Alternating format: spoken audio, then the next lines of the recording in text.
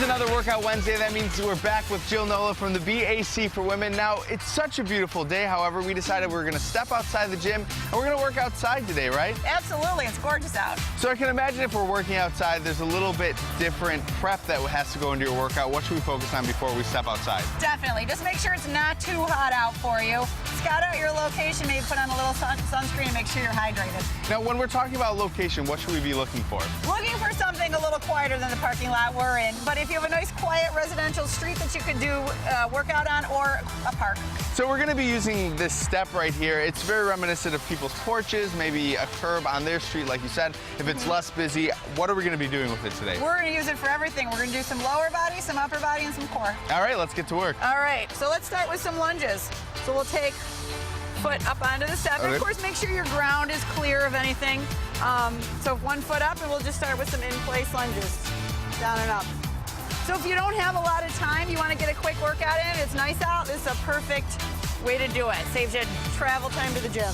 Now, we're using the ground. We have cement right under us. Do we have to make sure that we're paying a lot of attention to form because it's a little bit of a harder surface? Yeah, it's a little harder. It might be a little more uneven depending on where you're working out. So yeah, definitely make sure it always feels good. Your knees feel good, your hips feel good, your back feels good. All right, let's switch legs and move on to the next one. Okay. So let's break down the form with this. With our one leg up, what should we be focusing on? How should this look? Front leg, the knee should be behind the toes. The back leg, the hip and knee in as close alignment as you can get them. But again, let your knees be the boss of these. Go with what feels good as far as range of motion. All right, and you can really feel the difference with that one leg up. Definitely, definitely. All right, let's move on to the next exercise. Okay, let's go into a squat, an offset squat. So we'll put 1 foot up onto the step. Make sure your toes are lined up. And just a regular squat down and up. So same idea, want to make sure knees stay behind the toes, your weight goes into your glutes. Make sure, your footing is good. So very simple exercise. Now, I think this is a great time for people working outside. You mentioned you wanted to stay hydrated. How do you know if it's time to drink water?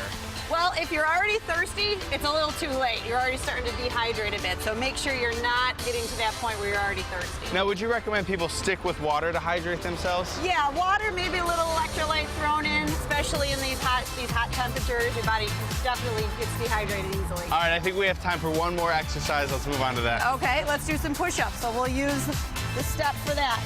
Hands a little wider than the shoulders, back nice and long. And what should our form look like on this one? Back should be nice and long. Chest coming down towards the curb. Little bend in the elbows, neutral head, neck, spine. And then from here, we can hold a plank at the top, nice straight arm plank to get the core. Hold it for as long as you'd like.